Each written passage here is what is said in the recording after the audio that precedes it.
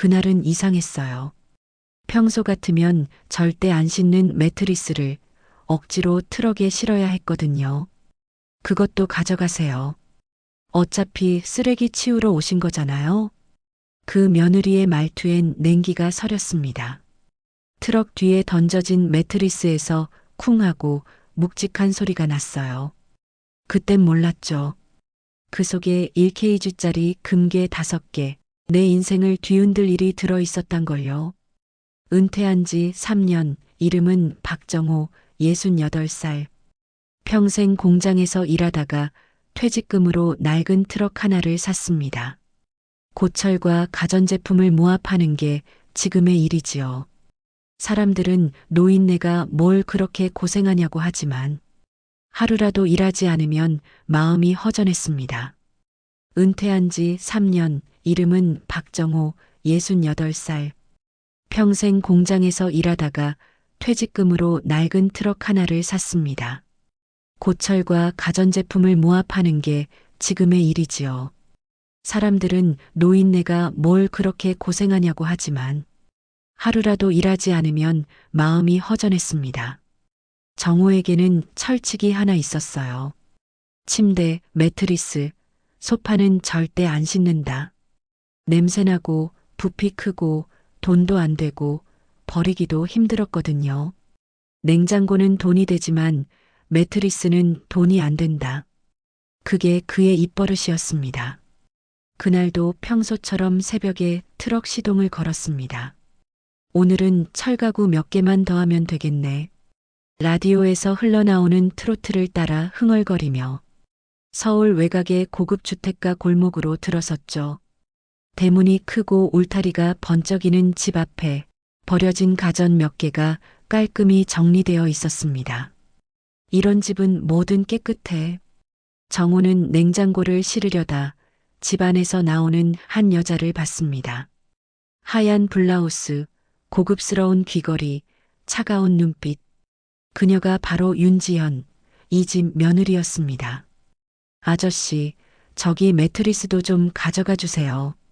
정호는 고개를 저었습니다. 아, 그건 제가 안 싫어요. 가전만 받아요. 왜요? 어차피 다 버릴 건데 같이 가져가면 되잖아요. 저건 부피가 커서 돈이 안 돼요. 죄송합니다. 그녀의 표정이 싸늘하게 변했습니다. 아니, 치우러 오셨으면 치워야죠. 그게 일이잖아요. 말투엔 밑바닥 사람 대하는 듯한 냉소가 묻어 있었죠. 정호는 난처했지만 괜히 말싸움하고 싶지 않았습니다. 그럼 알겠습니다. 쉴게요. 윤지연은 마치 짐을 던지듯 매트리스를 밀어냈습니다. 그것도 가져가세요. 냄새나니까. 그 순간 매트리스가 트럭 바닥에 떨어지며 쿵 하고 둔탁한 소리를 냈습니다. 정호는 고개를 갸웃했습니다. 이상하네. 스프링도 아닌데 왜 이렇게 무겁지? 트럭이 기우뚱할 정도로 묵직했습니다. 하지만 그는 그냥 넘겼습니다. 요즘 매트리스가 다 이런가 보지. 출발하려는데 뒤에서 윤지연이 한마디 던졌습니다. 다음부터는 그냥 눈치껏 가져가세요. 아시겠죠? 정호는 아무 대답도 하지 않고 트럭 문을 닫았습니다. 트럭 안엔 오래된 냉장고, 철제 선반, 그리고 그 매트리스가 실려 있었죠. 도로를 벗어나 시골길로 접어들 때쯤 트럭이 평소보다 묵직하게 밀렸습니다. 이상 안에 냉장고 하나밖에 더 실은 게 없는데 그는 무심히 백미러로 트럭 적재함을 보았습니다.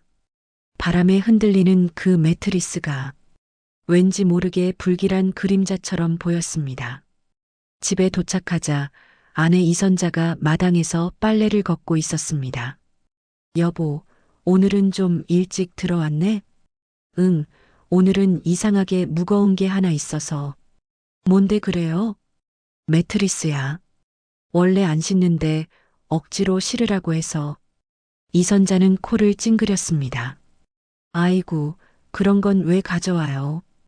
버리기도 힘든데. 그러게 말이야. 근데 이상하게 무겁더라고. 정호는 트럭 뒤쪽 문을 열고 매트리스를 내리려 했습니다. 혼자서 들기엔 힘이 붙였습니다. 아니, 이게 왜 이렇게 무겁냐?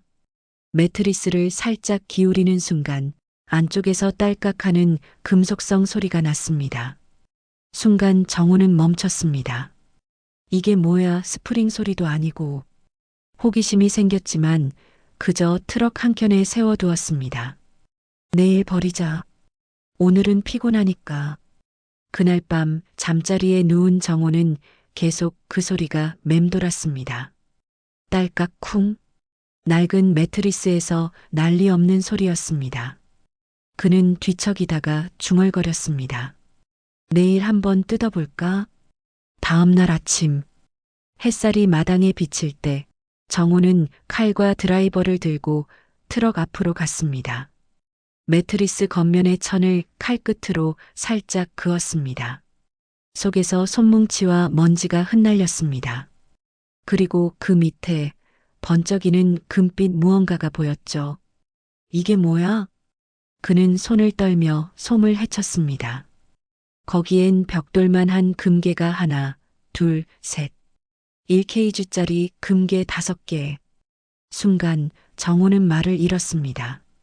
바람이 멎은 듯 조용한 마당에서 그는 한참 동안 금빛 덩어리를 바라봤습니다. 그리고 중얼거렸습니다. 이걸 어떻게 해야 하지? 정호의 손끝엔 미묘한 떨림이 있었고 그 눈빛은 흔들렸습니다. 평생 원칙을 지켜온 그였지만 그날만큼은 인생이 달라질 예감이 들었습니다.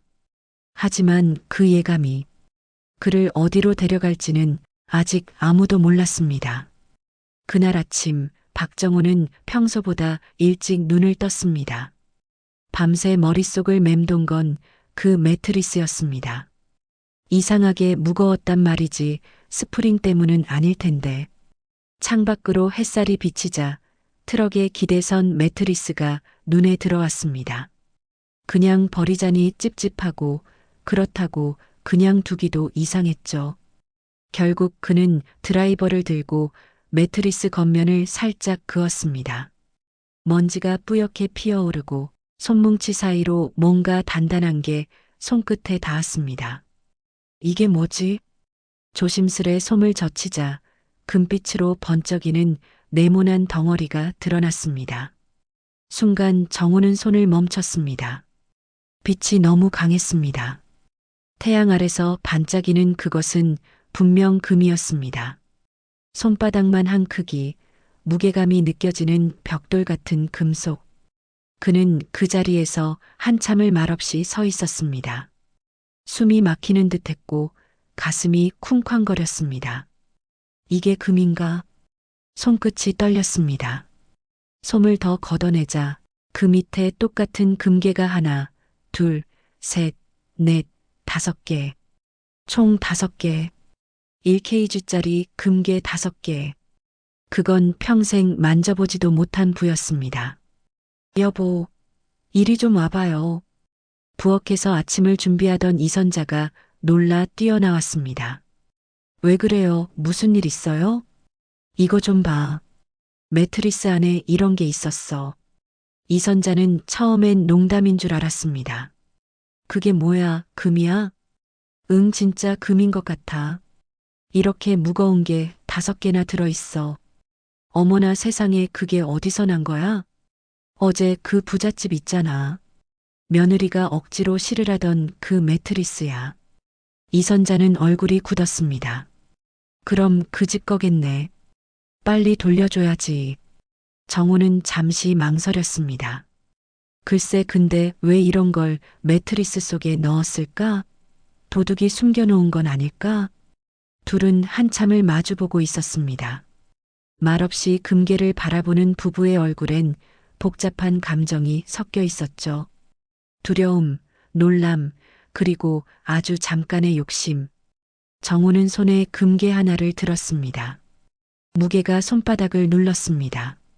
이게 진짜라면 내 평생 번 돈보다 더 많겠지? 이선자가 그를 바라보며 말했습니다. 여보, 우리 평생 정직하게 살았잖아요. 잘못된 건 잘못된 거야. 알지 근데 이게 진짜 그 집 거면 왜 버렸을까?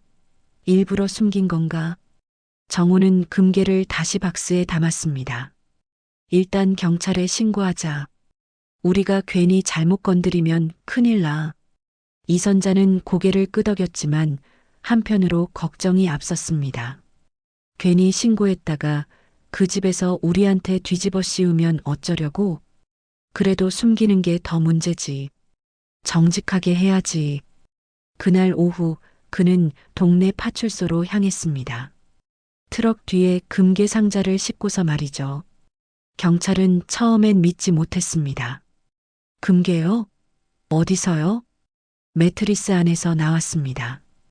그게 진짜 금인지 확인은 하셨나요? 모르겠어요. 그냥 무거워서 이상해서 뜯었더니 잠시 후 경찰서 안으로 감식반이 들어왔습니다. 기계로 측정해 보더니 고개를 끄덕였습니다.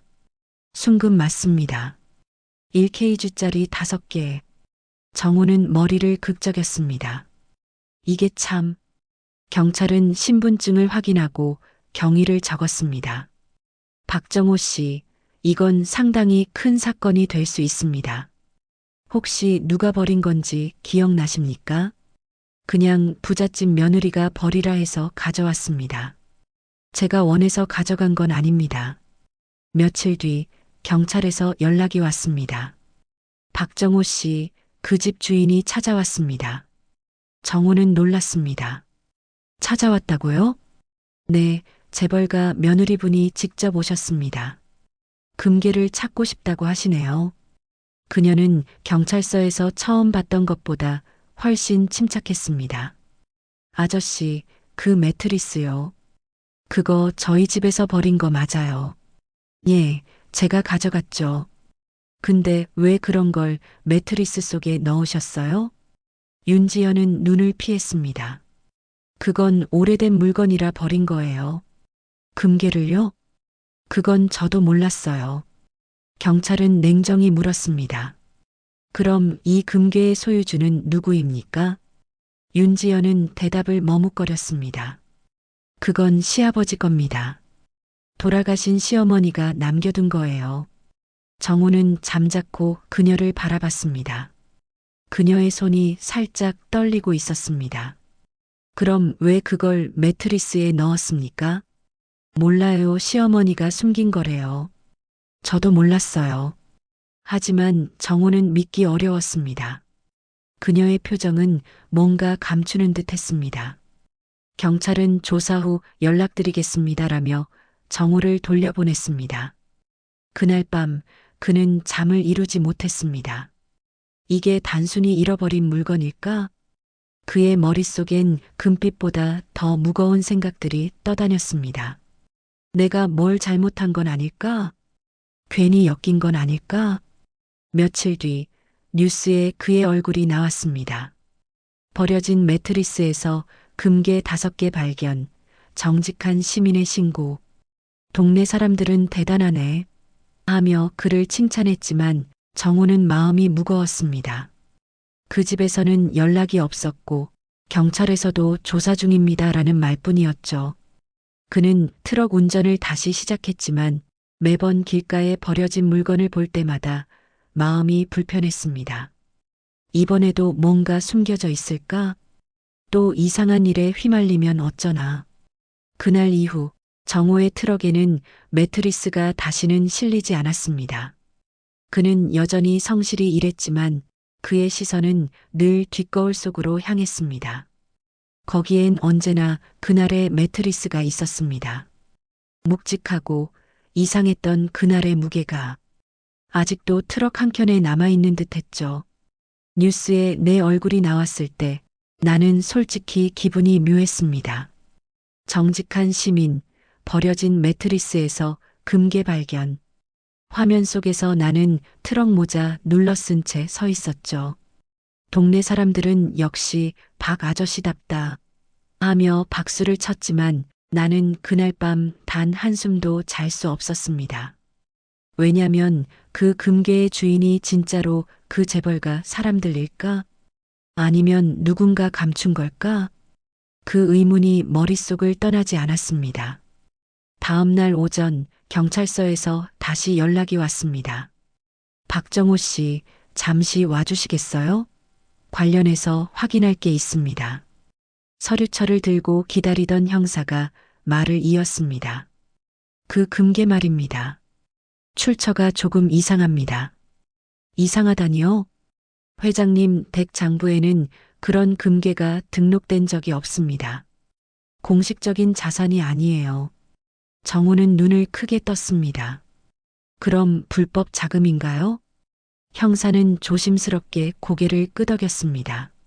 확실하진 않지만 10년 전쯤 회장 부인이 돌아가시기 전에 어딘가에 비상용 금을 숨겨뒀다는 이야기가 있습니다. 며칠 후 윤지연이 직접 전화를 걸어왔습니다. 박 아저씨, 잠깐 뵐 수 있을까요? 정우는 망설였지만 결국 약속을 잡았습니다. 장소는 근처 카페. 그녀는 여전히 단정했지만 얼굴은 수척했습니다. 아저씨, 그때 매트리스, 왜 그걸 가져가셨어요? 정우는 단호하게 말했습니다. 그쪽이 억지로 실으라 하셨잖아요. 그랬죠. 근데 그 안에 그런 게 들어있을 줄은 몰랐어요. 그녀는 잠시 고개를 숙이더니 조용히 말을 이었습니다. 솔직히 말씀드릴게요. 그 금괴 시어머니가 생전에 내가 남편 몰래 모은 돈이라며 숨겨두셨대요. 시아버지는 그걸 절대 찾지 못했어요. 근데 그게 매트리스 속에 있을 줄은 저도 몰랐어요. 정우는 눈살을 찌푸렸습니다. 그럼 그걸 왜 버렸습니까? 시어머니 방 정리하다가 그냥 오래된 매트리스라 생각했어요. 아무도 몰랐던 거죠. 그녀의 말이 거짓처럼 들리진 않았습니다.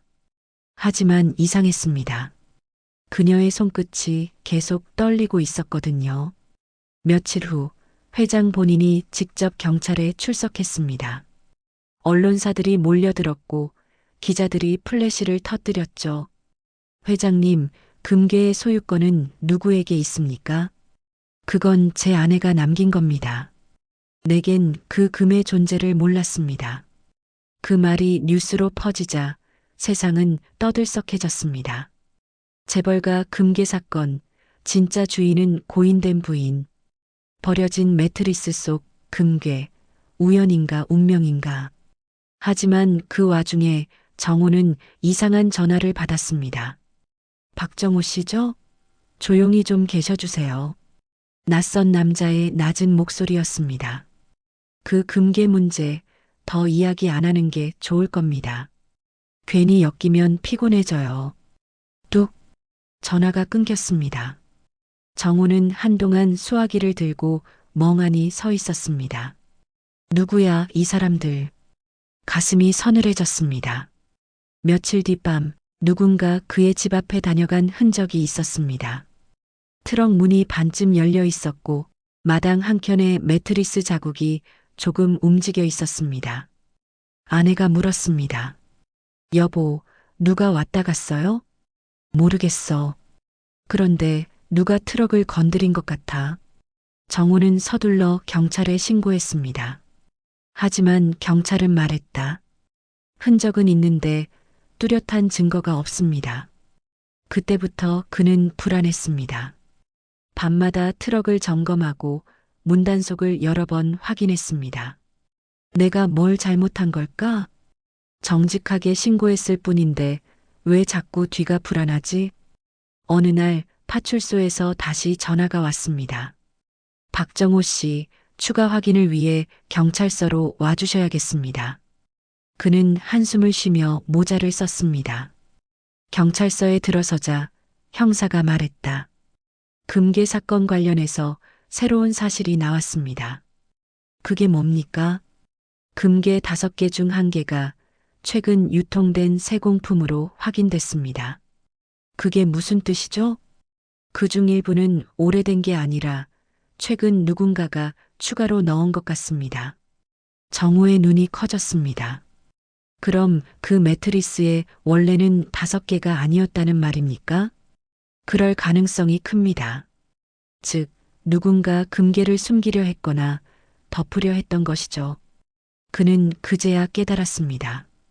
그 집 며느리 나한테 억지로 매트리스를 실게 했던 이유가 있었던 거야. 그날의 기억이 선명히 떠올랐습니다. 그것도 가져가세요. 냄새나니까요. 그녀의 말투, 그 눈빛, 이상하게 서두르던 모습, 정우는 입술을 깨물었습니다. 내가 그때 그냥 거절했더라면 트럭 안에는 여전히 먼지와 철 냄새가 배어 있었습니다. 하지만 이제 그 냄새 속엔 금빛보다 더 무거운 진실이 깃들어 있었습니다. 뉴스 보도 이후 박정호의 집 앞엔 낯선 사람들이 서성이기 시작했습니다. 어떤 이는 정직한 분 인터뷰 좀 하시죠? 라며 마이크를 들이밀었고 또 다른 이는 금괴 사건 진짜 재벌가랑 관련 있나요? 라며 몰래 사진을 찍었습니다. 정우는 문을 닫고 한숨을 쉬었습니다. 이럴 줄 알았으면 그냥 신고만 하고 조용히 있었을걸. 아내 이선자가 옆에서 말했습니다. 여보, 그래도 잘했어요. 정직하게 한 건 잘한 거예요. 그렇지 그런데 세상이 참 이상해. 정직한 일 하나 했을 뿐인데 왜 이렇게 시끄럽지? 며칠 후 정우의 아들 지훈이 퇴근하자마자 집으로 달려왔습니다. 아버지, 이거 뉴스에 계속 나와요. 회사에서도 아버지 얘기 다들 봤대요. 그래. 하하 별거 아닌 일인데. 근데 아버지, 그 금 혹시 돌려받을 수 있대요? 정우는 고개를 저었습니다. 그건 내게 아니야. 돌려받을 이유도 없어. 아니, 경찰에서 보관 중이지만 일정 기간 지나면 찾는 사람 없을 때 습득자 반환도 가능하다던데요? 지훈아, 그건 법 얘기지 마음 얘긴 아니야. 아들은 말없이 고개를 숙였습니다. 정호의 눈빛은 단단했지만 손끝은 살짝 떨리고 있었습니다. 만약 진짜 내게 돌아온다면 그 돈으로 애들한테 집이라도. 순간 스스로 그런 생각을 한 게 부끄러웠습니다. 그날 밤 문 앞에서 누군가 봉투를 두고 갔습니다. 갈색 봉투 안엔 현금 1천만 원과 짧은 쪽지가 들어 있었습니다. 조용히 계셔주시면 좋은 일로 보답하겠습니다.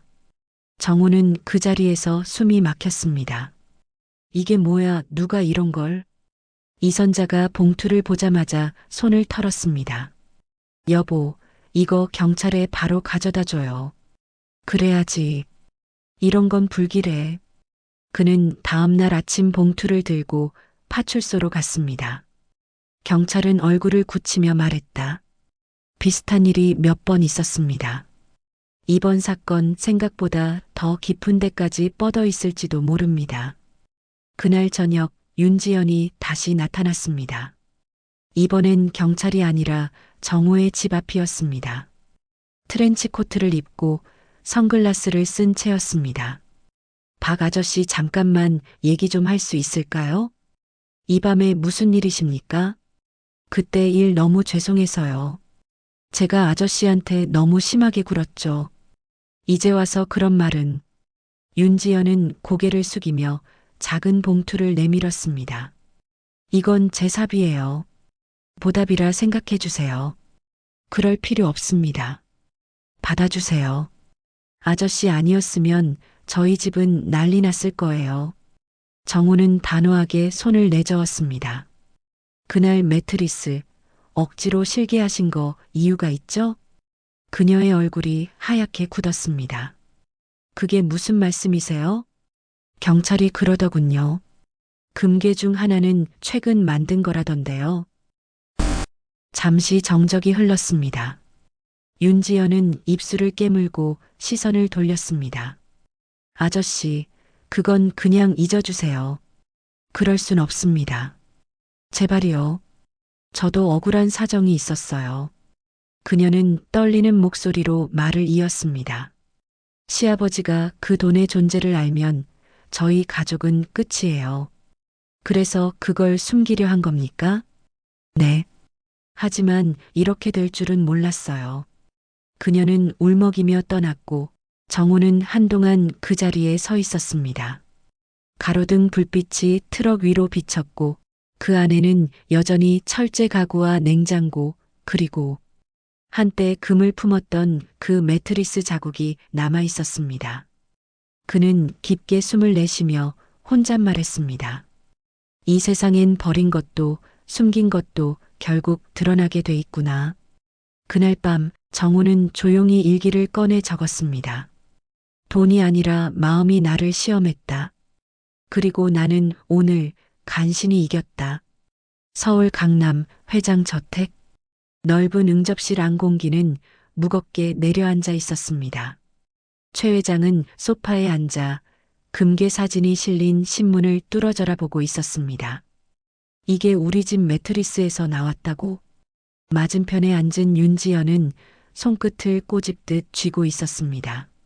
네, 아버님 저도 정말 몰랐어요. 몰랐다고?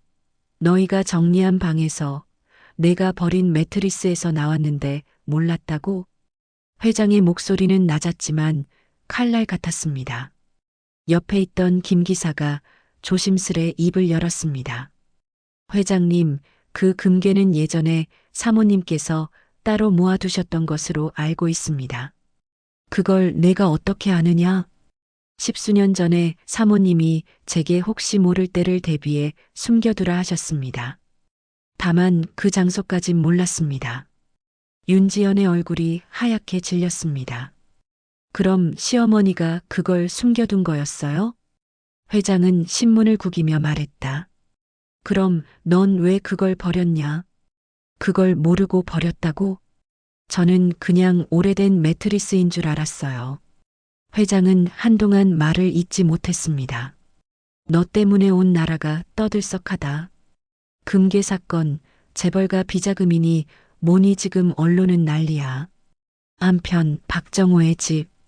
뉴스에서는 연일 회장 일가의 이름이 오르내렸습니다.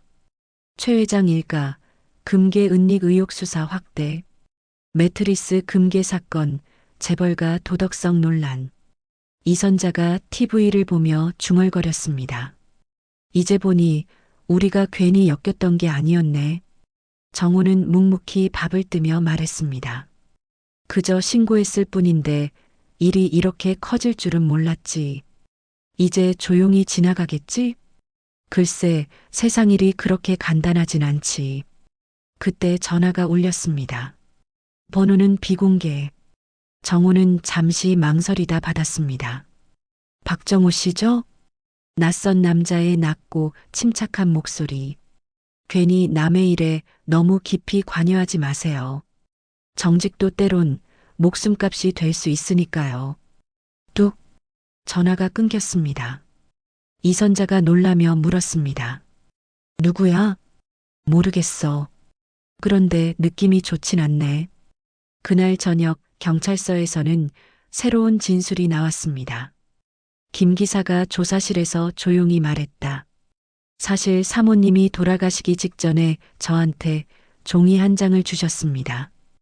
혹시 내가 없을 때 진심이 사라진다면 이걸 전하라고. 그 종이가 어디 있습니까? 집 서랍 어딘가에 있을 겁니다. 그 메모에는 단 한 줄이 적혀 있었다고 합니다. 이 집에 남은 건 금이 아니라 거짓뿐이다. 회장은 메모를 읽으며 한동안 말을 잃었습니다. 윤지연은 울먹이며 무릎을 꿇었습니다. 아버님, 전 정말 몰랐어요. 그냥 버린 것뿐이에요. 내가 몰랐다면 누가 넣었겠느냐? 회장은 창밖을 바라봤습니다. 밖엔 기자들의 카메라 플래시가 번쩍이고 저택 앞마당에는 경찰차 불빛이 반짝였습니다. 그는 조용히 말했다. 이 집은 이제 금보다 무거운 죄로 가득 찼구나. 며칠 뒤 정우는 트럭을 몰고 다시 골목길을 돌았습니다. 하지만 그날 이후로 사람들의 시선이 달라져 있었습니다. 누군가는 그분이 금 신고한 분이래요. 하며 인사했고 또 누군가는 저 사람 괜히 나선 거 아냐? 하며 수군댔습니다. 정우는 그저 조용히 일했습니다. 하지만 신호 대기 중 백미러에 비친 검은 승용차 한 대가 자꾸 그를 따라붙는 걸 느꼈습니다. 설마 아니겠지. 그는 신호가 바뀌자 일부러 다른 골목으로 돌아 들어갔습니다. 하지만 그 차도 그대로 따라왔습니다. 그날 밤 정우는 아내에게 말했습니다. 이제 그만하자. 뉴스고 뭐고 다 잊자. 그럼 그 금괴는요? 경찰에 맡긴 대로 두면 돼. 우린 더 이상 이 일에 관여하면 안 돼. 이선자가 손을 꼭 잡았습니다. 그래요, 여보. 이제 그만해요. 그때 트럭 밖에서 뭔가 딸깍하는 소리가 들렸습니다. 정우가 창밖을 내다봤지만 어둠뿐이었습니다. 달빛 아래 트럭의 그림자가 길게 늘어져 있었고 그 그림자 속엔 또 다른 누군가의 발자국이 희미하게 찍혀 있었습니다. 정직하면 손해본다. 누군가 그렇게 말한 적이 있습니다. 하지만 박정우는 그 말을 믿지 않았습니다. 그는 늘 정직하게 살면 마음이 편하다고 생각하며 살아왔죠. 그러나 이번 일 이후 그의 평범했던 삶은 조금씩 뒤틀리기 시작했습니다. 아침부터 트럭 앞에 사람들이 모여 있었습니다. 사진 한 장만 찍게요. 인터뷰 좀 부탁드려요. 박 선생님. 언론사, 유튜버, SNS 방송인까지 몰려들었습니다. 정우는 난감한 얼굴로 손사래를 쳤습니다. 그냥 평범하게 신고한 것뿐입니다. 특별할 거 없어요. 그래도 이 시대의 양심이시잖아요. 국민이 본받아야 할 뿐이에요. 칭찬이 쏟아질수록 그의 마음은 점점 더 무거워졌습니다. 며칠 후 동네 마트에 들렀을 때였습니다. 계산대 아주머니가 수군거렸습니다. 저분이 그 금 신고했다는 분이래. 에이, 누가 요즘 그렇게 바보같이 살아. 그러니까 가난하지. 나였으면 조용히 있었지. 정우는 아무 말 없이 장바구니를 들고 나왔습니다. 햇살은 따뜻했지만 그의 마음은 유난히 싸늘했습니다. 그날 저녁 집 앞엔 낯선 남자 둘이 서 있었습니다. 박정우 씨 맞죠? 누구신데요? 이 일 조용히 끝내는 게 좋을 겁니다. 뭐라고요? 괜히 정의감 들었다가 다칠 수도 있잖아요. 남자들이 돌아간 뒤 이선자는 문을 꼭 걸며 말했습니다. 여보, 무서워요. 이 일 계속 이렇게 커져도 괜찮아요? 괜찮을 리가 있나 하지만 잘못한 일은 없잖아. 정직하면 뭐해요? 세상이 알아주지도 않는데. 그녀의 눈가에 눈물이 맺혔습니다. 정우는 그 손을 잡았습니다. 여보, 세상은 몰라도 우리는 알잖아. 내가 틀린 짓은 안 했다는 거. 며칠 뒤 경찰서에서 다시 연락이 왔습니다. 박정호 씨 조사 결과가 나왔습니다. 그는 무거운 발걸음으로 경찰서를 찾았습니다. 형사는 말했다. 금괴 5개 중 하나는 최근 제조된 불법 세공품입니다. 그리고 나머지 4개는 오래된 정품으로 확인됐어요. 그럼 그건 누군가 일부러 섞어둔 겁니다. 재벌가 내부에서 금괴 일부를 숨기려던 흔적이 있습니다. 정우는 눈을 감았습니다. 결국 진짜 주인도 진짜 진실도 사라지는 거군요. 형사는 조용히 덧붙였습니다. 박정호 씨, 그 금괴 신고하신 덕분에 조세 포탈 혐의가 드러났습니다. 당신이 없었다면 묻혔을 일입니다. 정우는 고개를 끄덕였지만 그의 표정엔 미묘한 씁쓸함이 남았습니다. 그날 밤 동네 사람 몇 명이 찾아왔습니다. 아저씨, 우리도 그런 용기 배우고 싶어요. 대단하세요. 근데 진짜 아무것도 못 받았어요? 정우는 웃으며 대답했습니다. 네, 아무것도요. 하지만 마음은 조금 가벼워졌습니다. 그 말이 끝나자 사람들은 조용히 고개를 끄덕였습니다. 그 순간만큼은 정우의 얼굴에 오래간만에 미소가 번졌습니다. 하지만 다음 날 뉴스 속 자막이 그의 눈을 붙잡았습니다. 금괴 사건 신고자 박정호 씨, 재벌가 측 명예훼손 소송당해. 그는 손에서 리모컨을 떨어뜨렸습니다. 뭐라고?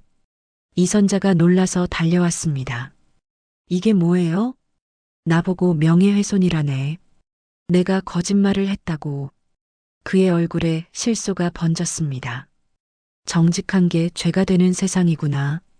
그날 밤 정우는 트럭에 올라 시동을 걸었습니다.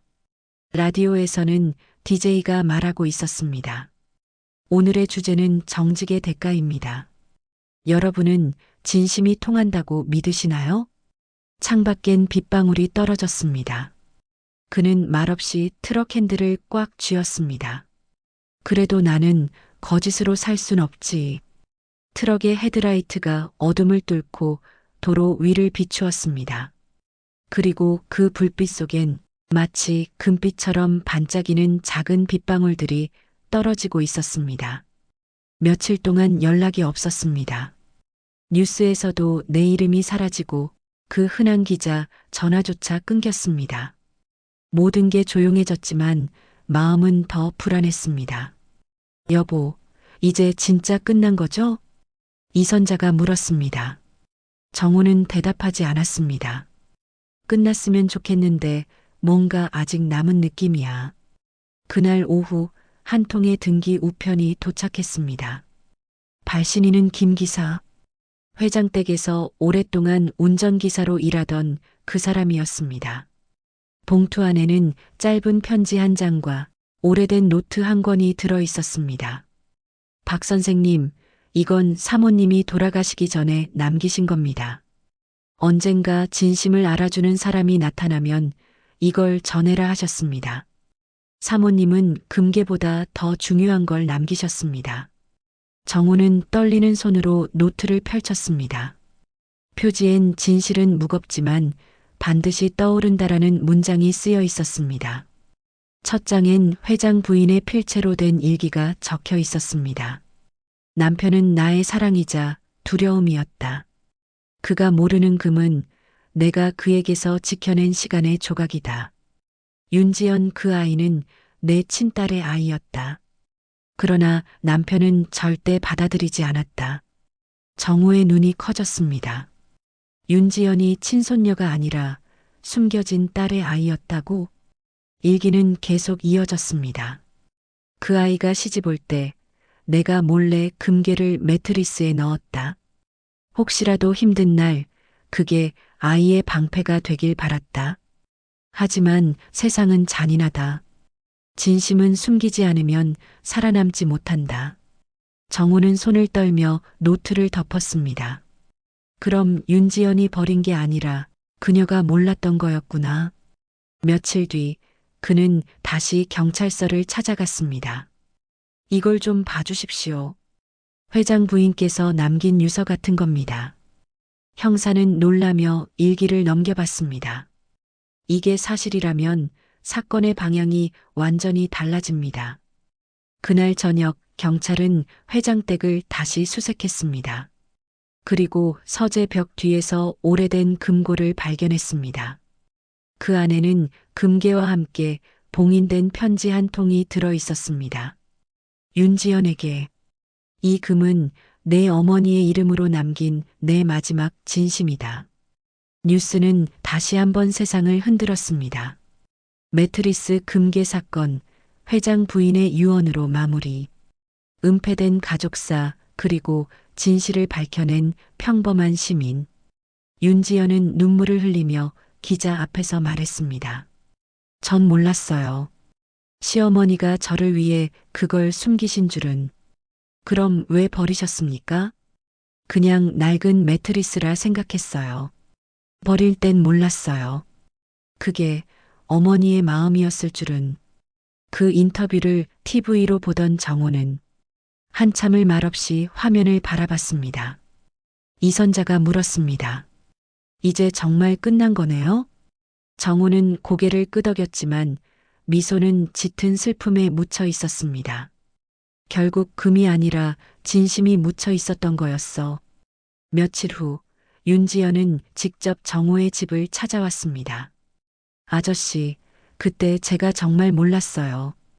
그리고 감사드려요. 저 때문에 고생 많으셨죠.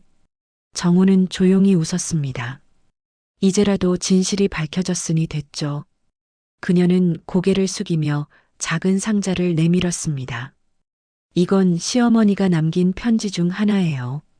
정직한 사람에게 전해라고 적혀 있더군요. 정호는 상자를 열었습니다. 그 안엔 작은 금빛 메달 하나가 들어 있었습니다. 뒷면엔 이렇게 새겨져 있었습니다.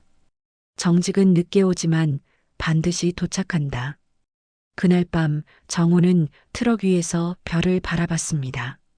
라디오에선 조용히 옛 트로트 한 곡이 흘러나왔습니다. 그는 중얼거렸습니다. 이제야 진짜로 끝났구나. 멀리서 가로등 불빛이 금빛처럼 반짝였습니다. 그 빛은 어느새 트럭 유리창에 닿아 그의 얼굴 위로 잔잔히 스며들었습니다. 가을이 깊어가던 어느 날 박정호는 다시 트럭 시동을 걸었습니다. 라디오에선 옛 노래가 흘러나왔고 트럭 적재함엔 낡은 냉장고와 철제 선반 몇 개가 실려 있었습니다. 이젠 뉴스에도 사람들 입에도 그의 이름은 오르지 않았습니다. 모든 게 처음처럼 조용했습니다. 길가에 낙엽이 바람에 흩날렸습니다. 정호는 창문을 열고 손끝에 닿는 차가운 바람을 느꼈습니다. 그의 손목엔 윤지연이 건넨 금빛 메달이 걸려 있었습니다. 뒷면엔 작은 글씨가 새겨져 있었죠. 정직은 늦게 오지만 반드시 도착한다. 정호는 그 문장을 몇 번이고 되뇌었습니다. 그래, 결국 진심은 돌아오는 법이지. 퇴근 무렵 그는 고철 수거를 마치고 동네 분리수거장 옆에 트럭을 세웠습니다. 노을빛이 트럭 적재함에 번졌고 그 빛은 마치 금빛처럼 반짝였습니다. 그때 초등학생 남매가 다가와 인사했습니다. 할아버지, TV에서 봤어요. 금 줍는 아저씨죠? 정호는 웃으며 대답했습니다. 금은 아니고 쓰레기 줍는 사람이지. 근데 멋졌어요. 저도 커서 그런 어른 될래요. 정호는 아이 머리를 쓰다듬으며 말했습니다. 그럼 약속 하나 하자. 거짓말 안 하고 남의 걸 탐내지 않는 어른 되기. 네. 그 아이의 눈빛은 맑았고 그 순간 정호는 마음 한켠이 따뜻해졌습니다. 집으로 돌아오니 이선자가 웃으며 맞았습니다.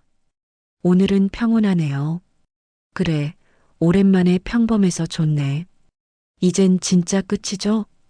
응, 이제 끝이야. 이제 다시 우리답게 살면 되지. 저녁 식탁엔 된장찌개 냄새가 퍼지고 창문 너머로 석양이 천천히 사라졌습니다. 밤이 되자 정호는 조용히 일기를 펼쳤습니다.